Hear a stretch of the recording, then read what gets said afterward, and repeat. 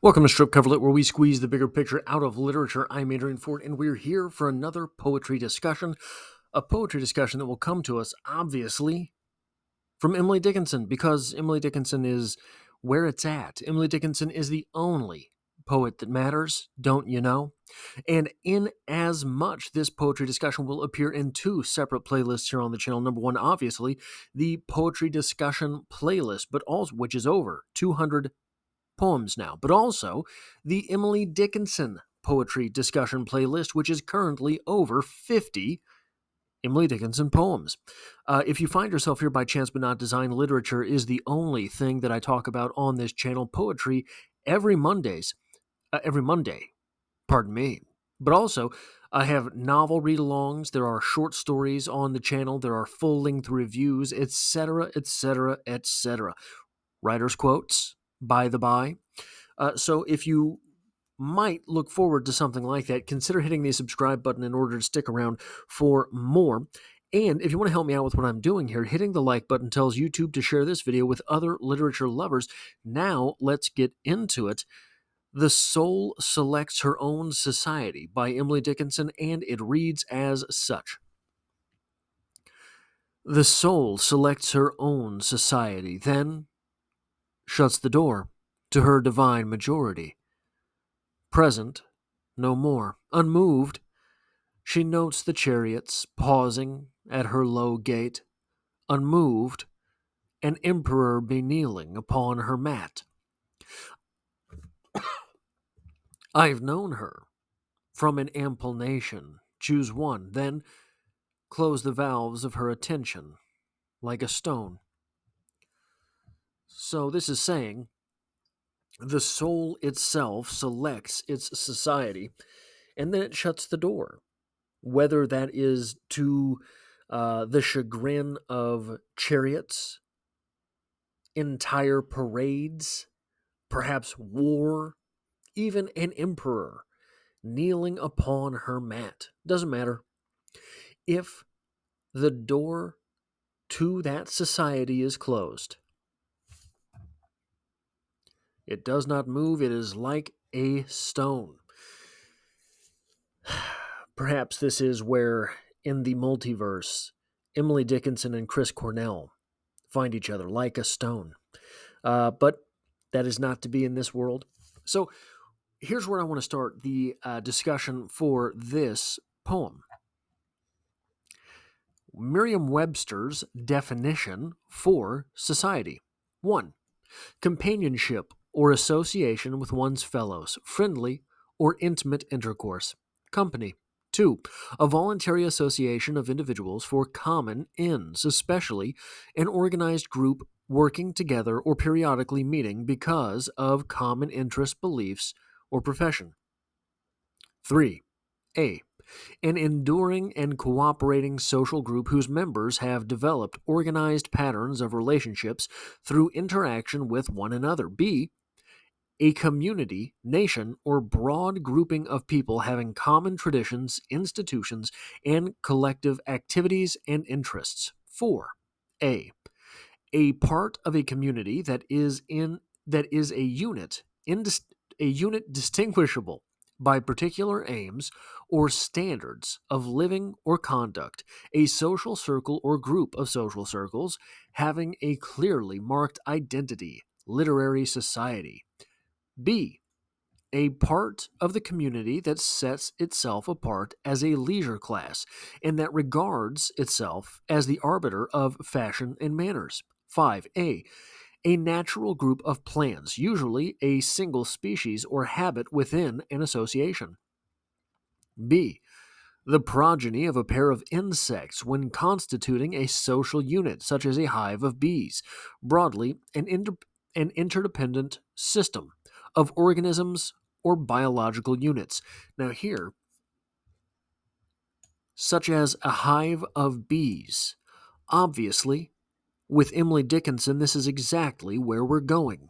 The bees, it's always the bees. Now, I'm just kidding, of course, but all of these definitions are absolutely worthless to what I want to talk about with this poem. And inasmuch, they are exactly what I want to talk about with this poem. Notice here, anywhere on this page, does it tell you what the size of a society is? No. No, there is a pair here, the progeny of a pair of insects, but that is just saying the children of that pairing. Nowhere here does it say the actual size of a society. The word society is ambiguous in that way, but what they all have in common is that a society means not necessarily something specific, but perhaps some moment of demarcation. It does not say that a society has to be a literary society. It does not say that a society has to be a secret society. There's no moving towards a society meaning simply people who were born in the same place, the way we sort of commonly in the parlance talk about a society. Every one of those definitions basically says that people who have something in common form that society. But there is no number associated with it. This poem seems very cold. This poem seems to suggest that the subject, the soul, selecting her own society, can be ruthless. Fair enough.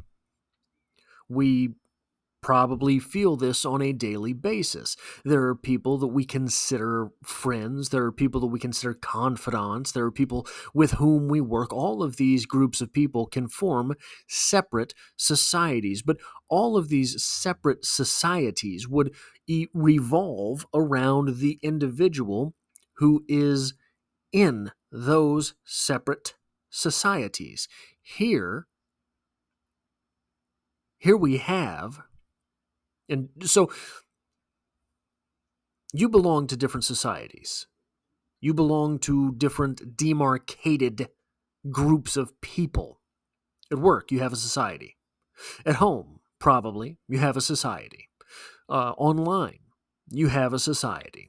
People, maybe you're a silent member of society.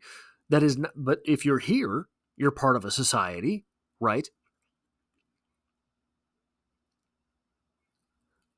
You exist within societies. That is not what we see here. We have here the soul selects her own society. Singular. Individual. Individual society. It may seem like an oxymoron, but I don't think it is.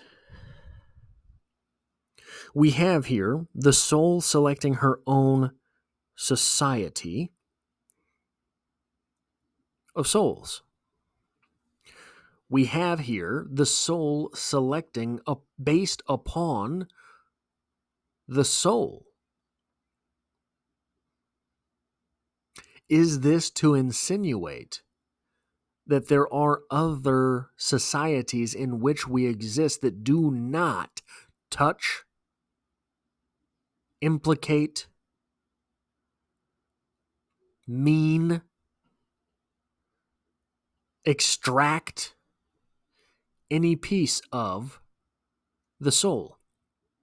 Is this to say that the soul exists strictly inside a society of souls? I think maybe. Right? Is that what we're saying here? Because it's just one and is very selective. The soul selects her own society. Now, what we have in our own lives are these myriad sort of societies circling around us the way that the the planets circle the sun, right? We know all of our own societies. Not all of our societies know the other societies. Does anyone from, for example, your work life know the people who were in your school life? These things are different. These things are separate. But to the soul, there is but one. So why wouldn't the soul be selective? If there is just room for one society to the soul, especially given the nature of the soul would have to be selective. The soul would have to be strict in the admittance process. That is all I have for this poetry discussion. If you like what I do, hitting that like button tells YouTube to share this video with other literature lovers. And if you find yourself here by chance, but not design, literature is the only thing I talk about. There is poetry every Monday, and I hope to have you back for the next one.